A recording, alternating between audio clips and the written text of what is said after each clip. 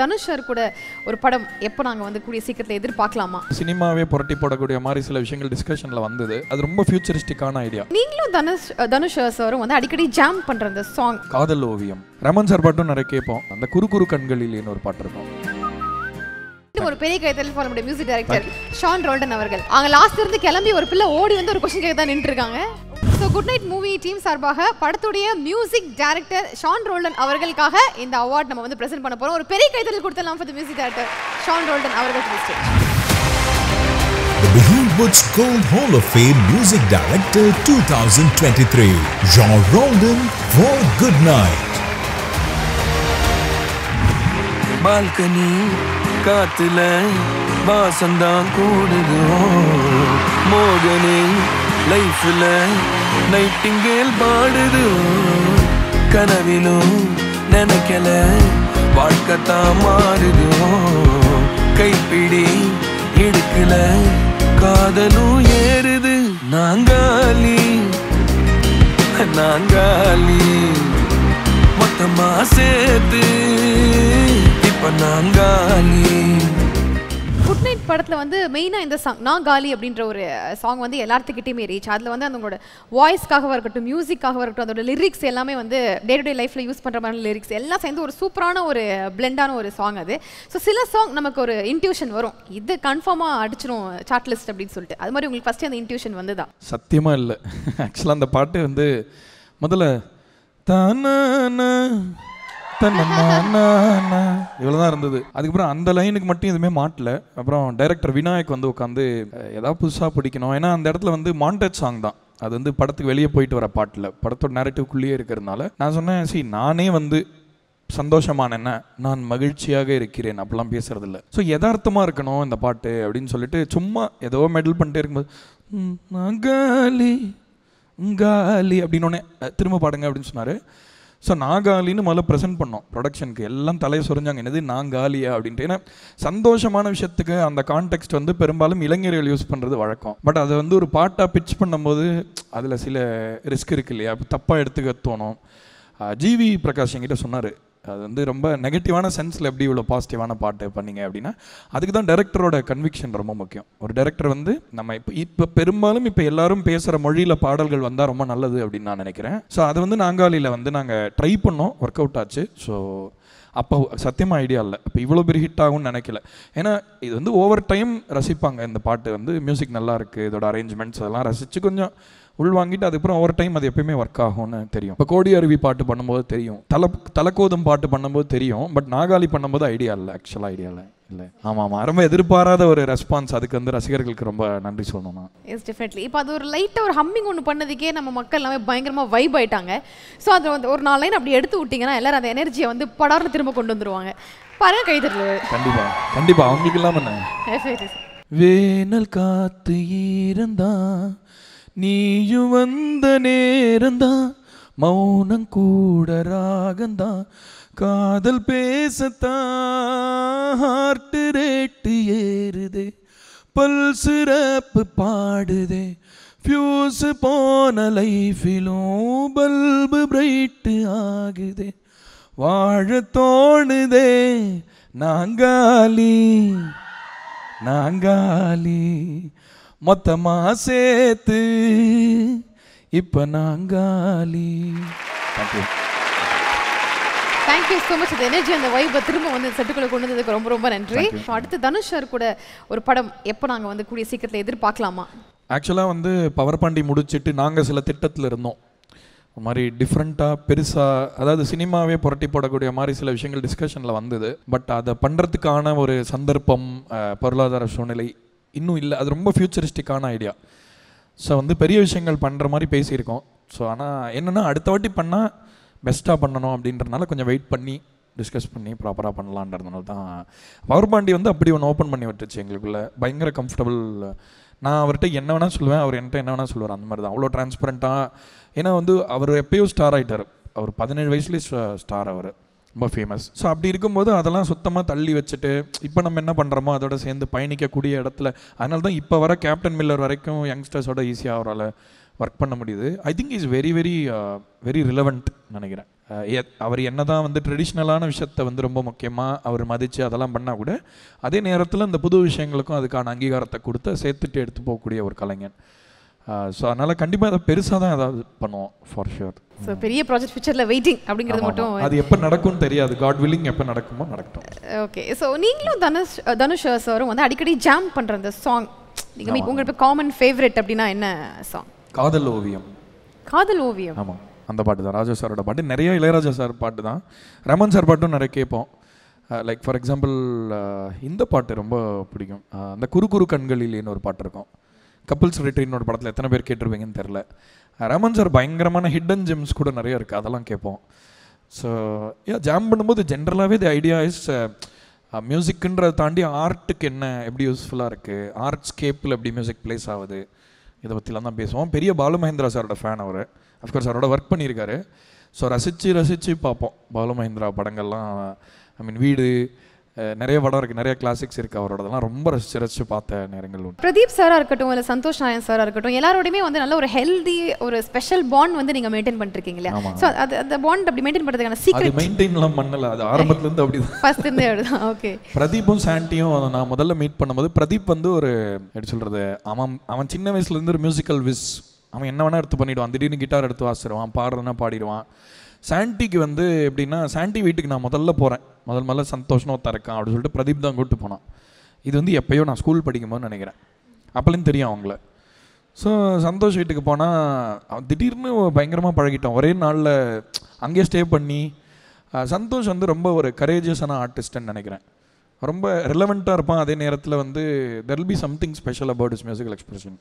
So ரெண்டு பேருமே ரொம்ப பிடிக்கும். ஸோ நாங்கள் 3 பேரும் நிறைய சேர்ந்து ஜாம் பண்ணி நிறைய பேண்ட்ஸில் இருந்திருக்கோம், நிறைய பர்ஃபார்ம் பண்ணியிருக்கோம். ஸோ அது வந்து ஒரு குடும்பம் மாதிரி தான், அது வந்து I mean we are like 3 brothers தானே. ஸோ அதனால் எப்பவுமே இருக்கிற ஒரு பாண்ட், எப்பயுமே அது மாறாத விஷயம். ஓகே. நாங்கள் தனித்தனி தேடலில் போனாலும் அப்பப்போ ஒரே புள்ளியில் வந்து இணைஞ்சிட்டு திரும்ப we find our space and that's always happening. Okay. Pradeep அவர்களுக்கு வந்து ஒரு சீக்ரெட் நிக் நேம் இருக்குன்னு சொல்லிட்டு நாங்கள் வந்து கேள்விப்பட்டோம். பிரதீப்கா? அப்படியா? நான் நிறைய நிக் நேம் வச்சிருக்கேன், நீங்க என்ன கேள்விப்பட்டீங்கன்னு சொல்லுங்க சார். நீங்க ஒரு 4-5 ஆப்ஷன் கொடுத்தா கூட பெட்டர் தான் சார், ஒன்றும் பிரச்சனை இல்லை. நான் குண்டு குண்ணின்னு கூப்பிடுவோம் பிரதீப்பை. திரும்ப ரிப்பீட் பண்ணுங்க சார். நானும் சாண்டியும் வந்து குண்டு குண்ணி அப்படின்னு கூப்பிடுவோம் பிரதீப்பை. ஓகே. இது ஒரு விசித்திரமான ஒரு கேள்விப்பட்டிருக்க மாட்டீங்களா? ஆமா சார், புதுசா. அதுக்கு தான் நான் நீங்க போட்டு வாங்குறீங்கன்னு தெரிஞ்சிருச்சு எனக்கு, அதனால தான் நான் இன்னும் கொஞ்சம் சேஃபா ப்ளே பண்ணிருக்கேன். சேஃபா போயிட்டீங்க. Okay sir. ஸோ படங்கள் பற்றி நிறைய விஷயங்கள் பேசும், உங்களோட மியூசிக் பற்றியும் நிறைய விஷயங்கள் பேசணும். ஸோ இங்கே நிறைய ஃபிலிம் இன்ஸ்டியூட் ஸ்டூடெண்ட்ஸும் இருக்காங்க. ஸோ அவங்களும் உங்ககிட்ட ஒரு சில கேள்விகள் கேட்கணும்னு ஆசைப்படுறாங்க. லவ்லி. மைக் அவங்ககிட்ட பாஸ் பண்ணிடலாம். கொஸ்டின்ஸ். ஹாய் சார், நான் உங்களோட வாய்ஸ்க்கு நான் மிகப்பெரிய ஃபேன் சார். தேங்க்யூ. எஸ்பெஷலி வந்து கண்ணான கண்ணி, குட் நைட்டில் இப்போ நாங்காலி எல்லாமே எனக்கு ரொம்ப பிடிக்கும் sir. All time favourite sir என்னோடது. நான் உங்ககிட்ட ஒரு கேள்வி கேட்கணும்னு நினச்சேன். என்னதுன்னா, இப்போ நீங்கள் மியூசிக்லாம் பண்ணுறீங்கல்ல, அது பண்ணும் போது வந்து நீங்களா தனியாக இருந்து பண்ணுவீங்களா, இல்லை டேரக்டர்ஸ் இல்லை யாருன்னா கூட இருந்தால் தான் உங்களுக்கு அந்த கம்ஃபர்டபுள் இருக்குமா, இல்லை உங்களுக்கு தனியாக போடும் போது தான் எனக்கு தனியாக போட்டப்போ தி பெஸ்ட்டு கொடுப்பேன், இல்லைன்னா கொஞ்சம் ஓகே அப்படின்ற மாதிரி? ஓகே, நீங்கள் கேட்குறது புரியுது எனக்கு. ஸோ என்னென்னா வந்து மற்றவங்க இருக்கும்பொழுது சம்டைம்ஸ் என்ன ஆகுன்னா, இப்போ விநாயக் இருக்கார் இல்லையா, விநாயகோட சேர்ந்து தான் பண்ணோம் எல்லா பாட்டும், ஈஸியாக இருந்தது. சில டைரக்டர்ஸ்க்கு என்னென்னா அவங்களுக்கு கான்ட்ரிபியூட் பண்ண தெரிலன்னா கொஞ்சம் டென்ஷன் ஆயிடுவாங்க, நம்ம இப்போ எதாவது சொல்லணுமா இல்லையானா அவங்களுக்கு அந்த மாதிரி அவங்க டிஸ்டர்ப் ஆனாங்கன்னா நான் தனியாக பண்ணிவிட்டு கூப்பிட்றேன்னு சொல்லுவேன். அது அவங்களுக்காக தான் சொல்கிறது, இல்லைன்னா ஐ டோன்ட் மைண்டு. நான் ஆக்சுவலாக எங்கே இருந்தாலும் மியூசிக் பண்ணுறது எனக்கு பிரச்சனையே இல்லை. இப்போ ஹோட்டல் ரூமில் இருக்கணும், ஃப்ளைட்டில் இருக்கணும், எப்போவுமே என்ன க்ரியேட்டிவிட்டின்றது நம்மளுக்கு அது ஒரு ரீசனே கிடையாது. முதல்லலாம் அந்த மாதிரி எனக்கு இருக்கும். முதல்ல ஒரு 23-24 வயசில் இது இருந்தால் தான் மியூசிக் வரும், பியானோவில் உட்காந்தா தான் ஃபீல் வரும் அப்படிலாம் நான் சொல்லிகிட்டு இருந்தேன். பட் என்னோட இந்த ஜேர்னியில் வந்து வாட் ஐ ரியலைஸ்ட் இஸ், எங்கே வேணால் நீங்கள் ஆக்சுவலாக ஃப்ளோ ஆக முடியும் க்ரியேட்டிவாக. ஸோ அதுதான் ஒரே வழி. ஸோ பேசிக்காக நீங்கள் பண்ணுற விஷயத்துக்கு நீங்கள் சரண்டர் ஆகிட்டிங்கன்னா அது it will take over. Sir என்னோட ஒரு ஸ்மால் ரெக்வஸ்ட் சார். எஸ், தலைக்கோதும் பாட்டு மட்டும் ஒரே ஒரு வாட்டி பாடினீங்கன்னா நல்லாயிருக்கும் சார். கண்டிப்பாக உங்களுக்காக 2 லைன் பாடுறேன். ஓகே. தலைக்கோதும் இளங்காத்து செய்தி கொண்டு வரும், மரமாகும் விதையெல்லாம் வாழ சொல்லித்தரும், ரொம்ப பக்கந்தான் நிழல் நிக்கிதே உன்னை நம்பி நீ முன்ன போகையில பாதை உண்டாகும், நிக்காம முன்னேறு கண்ணோரம் ஏன் கண்ணீரு நிற்காம முன்னேறு அன்பால நீ கை சேரு கை சேரு. Thank you sir, thank you so much. Jai Bhim வந்து ஆஸ்கர் ஸ்க்ரீனிங் லிஸ்ட் வரைக்கும் எல்லாமே வந்து செலக்ட் ஆச்சு. அதை நீங்கள் எக்ஸ்பெக்ட் பண்ணீங்களா? இத்தனை அவார்ட்ஸ் கிடைக்கும், இவ்வளோ விஷயங்கள் நடக்கும்? ஆக்சுவலாக என்னென்னா வந்து பொதுவாக தமிழ் படங்களுக்கு ஜென்ரலாகவே இன்டர்நேஷ்னல் அந்த விஷயத்தில் போகும்பொழுது ஒரு காலம் இருந்தது. எப்பயுமே நான் சினிமாவுக்கு வரதுக்கு முன்னாடியே பல நாடுகளுக்கு ட்ராவல் பண்ணி அங்கே இருக்கிற மியூசிஷியன்ஸ்லாம் நிறைய ஃப்ரெண்ட்ஸ் இருக்காங்க, அவங்களோட ரெக்கார்ட் பண்ணுறது உண்டு. அங்கே போயிட்டு இந்தியன் சினிமான்னு சொன்னாலே அவங்களுக்கு பாலிவுட் தான் தெரியும். பட் இப்போ பெரும்பாலும் நம்ம தமிழ்நாட்டு பக்கம் நிறையா எக்ஸ்போஷர் வர ஆரம்பிச்சிருக்குன்னு நினைக்கிறேன். ஏன்னா நம்ம காலங்காலமாக சூப்பராக படம் எடுத்திருக்கோம். இப்போ பாலு மகேந்திரா சாராக இருக்கட்டும், Mahendran sir, Mani Ratnam sir, Kamal sir, எத்தனையோ பேர் இங்கே பயங்கரமாக உழைப்பை கொட்டி எத்தனையோ படங்கள் பண்ணால் கூட என்னமோ இன்டர்நேஷ்னலாக அது ரீச் ஆகலையே, அது சரியாக தெரியலையோ அந்த கான்ட்ரிபியூஷன் அப்படின்னு. ஸோ இப்போ தான் நம்மளுக்கு வந்து அந்த ஒரு ஸ்பேஸ் கிடச்சிருக்கு. ஸோ அந்த கோவிட் டைமில் வந்து இது தேட்டரில் வரும்னு ரொம்ப எதிர்பார்த்தோம் ஜெய்பீம். பட் ஆனால் வந்து அது ஓடிடி படமாக ஆக வேண்டிய கட்டாயம். டீமில் எல்லாருக்குமே டிசப்பாயின்மெண்ட். ஆக்சுவலாக இது தேட்டரில் வந்திருந்தால் இது ரெஸ்பான்ஸ் வேறு மாதிரி இருந்திருக்கும்.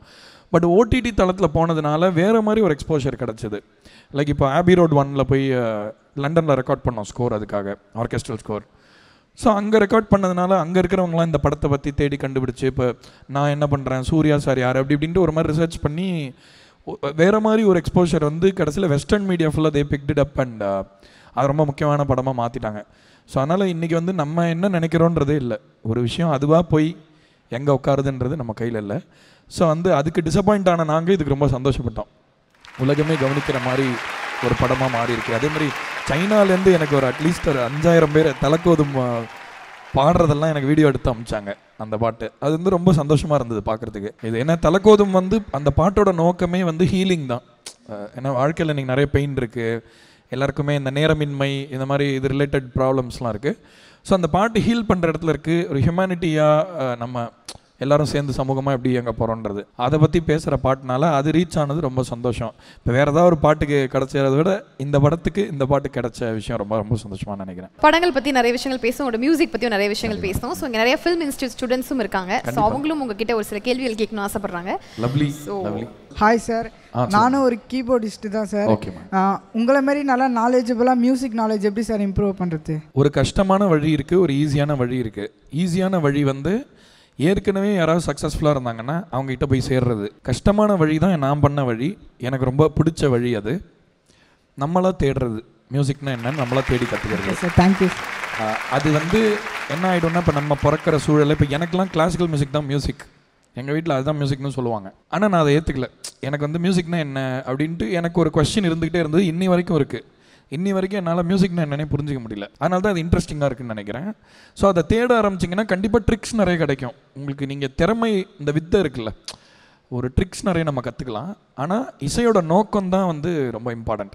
மியூசிக் வச்சு நீங்கள் இந்த உலகத்தில் என்ன பண்ண நினைக்கிறீங்களோ அந்த நோக்கம் எதுக்கு அப்படின்னு நீங்கள் பாருங்கள். அந்த நோக்கம் வந்து இப்போ ஃபார் எக்ஸாம்பிள் நான் சொன்னேன் இல்லையா, இப்போ என்னோட பாடல்களில் இந்த பாட்டெல்லாம் கேட்டால் எல்லாருமே ஒரு நல்ல இடத்துக்கு போயிடணும், பாசிட்டிவான ஹீல்டாக ஃபீல் பண்ணணுன்ட்டு தான் நான் மியூசிக் பண்ணுறேன். நான் டிஸ்ரப்டிவான மியூசிக் பொதுவாக பண்ண மாட்டேன். அந்த மாதிரி உங்கள் நோக்கத்தை கண்டுபிடிச்சிங்கன்னா அதுக்கான வழி கிடச்சிரும். Okay sir, thank you sir. Thank you sir. Good night படத்தில் போட்ட அந்த பேக்ரவுண்ட் மியூசிக்கு அதை பற்றி கொஞ்சம் சொல்லுங்கள் சார். பொதுவாக எல்லா படத்துக்குமே பேக்ரவுண்ட் மியூசிக்ன்றது முன்னாடி இப்படி கிடையாது. ஒரு 10 வருஷமாக என்ன ஆயிடுச்சுன்னா அது ஒரு கிமிக் ஆகிடுச்சு படத்தில். அதாவது அது இருக்குன்னு சொல்லணுன்ற ஒரு கட்டாயத்துக்குள்ளே நம்ம போயிட்டுருக்கோம். அது தவறு இல்லை, சில படங்களுக்கு சூட் ஆகும். ட்ராமா படங்களுக்கோ கதை சார்ந்த படங்களுக்கோ அனாவசியமான இடத்துல மியூசிக்கே வரக்கூடாது. ஆக்சுவலாக எங்கெங்கே மியூசிக் வரணுமோ அங்கே வந்தால் போதும். இது இளையராஜா சாரோட படத்தில் நீங்கள் நிறைய பார்த்துருக்கலாம். இப்போ தளபதி ஏதோ எனி படம் எடுத்து பாருங்கள். இப்போ மணிரத்னம் சார், இளையராஜா சார் பண்ண படத்துலலாம் ஒரு ரீலில் ஒரு 2-3 இடத்துல மியூசிக்கே இருக்கும், இல்லைனா பாட்டு வரும். ஆனால் அது வர இடத்துல பயங்கரமான கதை சொல்லும், அதுக்கு ஸ்பேஸ் விட்டும் எடுப்பாங்க. இப்போ ஒரு சீன் இருக்குது அப்படின்னா அதுக்கு மியூசிக் ஸ்பேஸ் விட்டு எடுப்பாங்க. இப்போ ரியாக்ஷன்லேருந்து பேன் பண்ணி பக்கத்தில் போவாங்க, இதுக்கெல்லாம் யூஸ் பண்ணுவாங்க. இப்போ எடிட்டர்ஸ் என்ன பண்ணிடுறாங்க, எல்லாத்தையும் நறுக்கி மியூசிக்கே இடம் இல்லாத அளவுக்கு பண்ணிடுறாங்க. குட் நைட்டில் கான்ஷியஸாக இந்த ஸ்பேஸை வச்சுக்கணுன்னு ட்ரை பண்ணோம். மியூசிக்கு சில இடத்துல விட்டுரும். பவர் பாண்டிலேயே ஆக்சுவலாக தனுஷ் சார் வந்து முதல்ல எனக்கு போட்டு காட்டும்போது இன்னும் ட்ரிம் பண்ணணும்னு சொன்னார். நான் சொன்னேன் நான் மியூசிக் பண்ணிடுறேன் சார், அதுக்கப்புறம் ட்ரிம் பண்ணிக்கலாமா, ஏன்னா எனிவே ட்ரிம் பண்ணுறது ஒரு ஆப்ஷன் தான், பட் மியூசிக் சப்போஸ் சில இடத்துல ஃபீல் பண்ணிடுச்சுன்னா அப்படின்னு. ஸோ படத்தில் முக்கியமாக இது ஆடியோ விஷுவல் மீடியம்ன்றனால இசைக்கு இடம் இருக்கணும், இசை மொழின்னு ஒன்று இருக்கணும், அதுக்கு ஒரு இடம் இருக்கணும். அதுக்கு இடம் இருந்தால் கண்டிப்பாக இதுவாகும். அதை குட் நைட்டில் ஃபாலோ பண்ணோம். இப்போ அவர் பிரியாணி பண்ணுற சீன்லாம் பார்த்துருப்பீங்க. இந்த உப்புமா பண்ணுற சீனு அவர் சமைச்சு கொடுப்பார்ல அந்த பொண்ணுக்கு. ஸோ அங்கெல்லாம் கம்ப்ளீட்டாக மியூசிக்கலாக ட்ரீட் பண்ணோம். ஸோ மியூசிக் ஒரு மொழியாக இருந்தது படத்தில். சார் அது ஒரு வாட்டி நீங்கள் உங்கள் வாயாலேயே போட்டு காட்டுங்க சார். எது எந்த அதுதானே சொல்கிறீங்க? அதே தான் அவரோட சரிக்கிற இடம். அது வந்து முதல்ல இன்ஸ்ட்ருமெண்ட்டில் எடுக்கலான்னு பிளான் பண்ணோம். நான் சும்மா ரெஃபரன்ஸாக பாடி வச்சிருந்தேன், அதுவே நல்லா இருக்குன்னு சொன்னார் டேரக்டர். ஸோ அதே சார் அந்த சாங் முடியும் போது கூட கொரட்டை ஊற சாங்லாம் கூட சூப்பராக இருக்கும் சார். அதே சாங் மாரி ஆயிடுச்சு sir. Thank you thank you thank you thank you so much sir. Yes, நீங்கள் ஆக்சுவலாக நீங்கள் இசை பண்ணுற ஒரு சாங்கும் இருக்குல்ல, அது உள்ள லிரிக்ஸ் நீங்கள் எப்படி சார் நீங்கள் எடுக்கிறீங்க? லிரிக்ஸ் வந்து இப்போ பெரும்பாலும் நான் இப்போ மோகன் ராஜன் எழுதினார்ல குட் நைட்டில், அவரோட தான் இப்போ லவரும் பண்ணியிருக்கேன், மணிகண்டன் நடித்த அந்த படம். ஸோ பெரும்பாலும் முதல்ல டியூனாக பண்ணிவிடுவேன், அதுக்கப்புறம் லிரிசிஸ்டோட உட்காந்து அதை இது பண்ணுவேன். அப்புறம் நான் என்ன ரியலைஸ் பண்ணேன்னா, இதுதான் மீட்டரு, இதுக்குள்ளே நீ எழுது, நான் அவங்கள ஃபோர்ஸ் பண்ணுற மாதிரி எனக்கு ஒரு ஃபீலிங் வந்தது ஒரு பாயிண்டில். ஏன்னா இப்போ நம்ம டியூன் ஃப்ரீயாக போடுறோம், அவங்க ஃப்ரீயாக எழுத முடியாதுல்ல. ஸோ வார்த்தைகள்லையுமே சில அளவுலாம் இருக்குது, அதை அவங்க அட்ஜஸ்ட் பண்ணிக்கிற மாதிரி ஆகிடுது. ஸோ அதனால் இப்போல்லாம் என்ன பண்ணுறேன்னா, லிரிசிஸ்டோட உட்காந்து அப்படியே டியூன் அப்படியே லிரிக்கு, அவங்க வார்த்தை சொன்னால் டியூன் சொல்கிறது, டியூன்னா வார்த்தை. ஸோ இப்படி பண்ணுற பாடல்கள் இன்னுமே வரவேற்பு அடையுது. ஸோ அது இன்னும் கொலாபரேட்டிவாக நல்லா இருக்குது. ஸோ லிரிக்ஸ்க்கு ரொம்ப முக்கியத்துவம் கொடுக்கணும்னு நினைக்கிறேன். லிரிசிஸ்ட்டை பெருசாக அவங்களுக்கு தெரியாது. அவங்கள மேடைகளில் பார்த்தீங்கன்னா என்ன, நீங்கள் வைரமுத்து சார், வாலி சார் தான் உங்களுக்கு தெரியும். அதுவும் அப்புறம் தான் தெரியும், அவங்க ரொம்ப சீனியர் ஆனதுக்கப்புறம் தான் தெரியும். ஸோ லிரிசிஸ்டோட முகமே தெரியாத அளவுக்கு அவங்க ரொம்ப கான்ட்ரிபியூஷன் அதிகமாக இருக்கிறனால இனிமேல் அவங்க ஃபோட்டோ போட்டே போட்டுடலான்னு சொல்லியிருக்கேன். இனிமேல் வர படங்கள்லாம் வந்து பல்லவர் ஆல்பம் வருதுன்னா அதோட ஸ்பாட்டிஃபைல நீங்கள் போனீங்கன்னா அவங்க ஃபோட்டோவே இருக்கணும். ஸோ அதனால் அந்த வரவேற்பை வந்து ரைட்டர்ஸ் கொடுக்கணும். ஏன்னா தமிழ்நாடு மாதிரி ரைட்டிங்க்கான ஒரு களம் கிடையவே கிடையாது உலகத்தில்.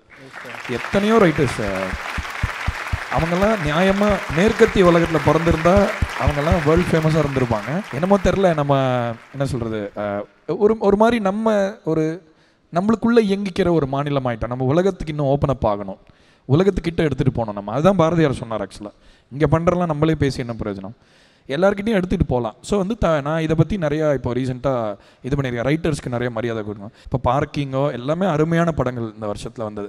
இந்த படம்லாம் எப்படி ஜெயிக்குது, இதில் பண்ணவங்க மற்ற படங்களையும் நடிச்சிருக்காங்களே, ஏன் இந்த படம் ஜெயிக்குதுன்னா ரைட்டிங் தான் ஒரே ரீசன். எழுத்தாளர்கள் மேலே தான் இந்த பொருளாதாரமே இருக்குது, சினிமா பொருளாதாரம். ஆனால் நிறைய பேர் நல்ல ரைட்டராக வந்து பவர்ஃபுல்லான இடத்துக்கு போனீங்கன்னா இன்னும் நிறைய ரைட்டர்ஸ் வருவாங்க, நல்ல படங்கள் கிடைக்கும். Hi sir. ஹாய். உங்களோட மெத்தட் ஆஃப் மியூசிக் எப்படி சார்? இப்போ லிரிக்ஸுக்கு டியூன் போடுறதா இல்லை டியூன் போட்டுட்டு அதுக்கப்புறம் லிரிக்ஸுக்கு மேட்ச் பண்ண? அதான் நான் கொஞ்ச நேரம் முன்னாடி சொன்னது தான். முதல்ல வந்து நான் டியூன் போடுவேன், இல்லை லிரிக்கு பண்ணுவேன். இப்போல்லாம் சேர்ந்து உட்காந்து பண்ண ஆரம்பிச்சிட்டேன். இப்போ எனக்கும் பாட்டு தெரியாது, என்ன பண்ண போகிறேன்னு தெரியாது, லிரிசிஸ்ட்டுக்கும் என்ன பண்ண போகிறான்னு தெரியாது, டைரக்டருக்கும் அந்த ப்ரெஷரை எடுத்துருவேன். அவர் பாட்டு பாட்டு பாட்டு அப்படின்னு இருப்பாங்க பொதுவாக சில பேர். முதல்ல கூப்பிட்டு கொஞ்சம் நேரம் சும்மா உட்கார வச்சுட்டு பேசிட்டேன்னா ரிலாக்ஸ்டான இடத்துலேருந்து ஆர்ட் வந்தால் நல்லாயிருக்கும். ஆங்ஷியஸான இடத்துலேருந்து வந்ததுன்னா அது பதட்டமாக ஒரு மாதிரி சிங்கே ஆகாது ஒரு மாதிரி. அதை நான் புரிஞ்சுக்கிட்டேன். ஸோ அதனால் இப்போ பண்ணுறது சேர்ந்து ஜாம் பண்ணி பண்ணுற மாதிரி தான் இருக்குது. ஸோ லிரிசிஸ்ட் இருக்கும்போது தான் நான் டியூனே பண்ணுறேன், இல்லைன்னா நான் தனியாக நான் இயங்குறது இல்லை. ஸோ அது ஒரு மாதிரி அந்த குரூப் டைனாமிக்ஸ் ஒரு மாதிரி நல்லா ஹெல்ப்ஃபுல்லாக இருக்குது. ஸோ ஹீலிங்கான ஒரு சாங் அப்படின்னா நாங்கள் வந்து உங்களோட சாங்ஸ் தான் நிறைய சூஸ் பண்ணி கேட்போம். ஸோ நீங்கள் உங்களுக்கு ஒரு ஹீலிங் வேணும் அப்படின்னு நினைக்கும் போது உங்களுக்கு ஒரு சாங் சாய்ஸ் இருக்கும் இல்லையா? சின்ன வயசுலேருந்தே அந்த மாதிரி விஷயங்கள் கூட இருக்கலாம். ஸோ அந்த மாதிரி பாட்டுனா என்ன பாட்டு? எனக்கு வந்து அந்த மாதிரி நிறைய பாட்டு இருக்குது ஆக்சுவலாக. இன்ஃபேக்ட் என்னால் என் மியூசிக் ஹீலிங் குவாலிட்டி இருக்கிறதுக்கு காரணமாக நான் நினைக்கிறதே வந்து நான் அந்த மாதிரி பாடல்களை உள்வாங்கினது தான். ஆக்சுவலாக ஹீலிங் வந்து வெறும் இசையிலேருந்து வரல. ஆக்சுவலாக அந்த வார்த்தைகள்லேருந்து, அந்த நோக்கத்துலேருந்து, அந்த தத்துவத்துலேருந்து. இப்போ ஒரு டாக்டர் வந்து ரொம்ப இன்டலெக்சுவலாக கரெக்டான டாக்டராக இருப்பார், ஆனால் அவர் எண்ணம் சரியில்லைன்னு வைங்களேன், அவருக்கு உங்களை ஹீல் பண்ணணுங்கிற எண்ணம் இல்லைன்னா ஏதோ ஹீலிங்கே நடக்காது.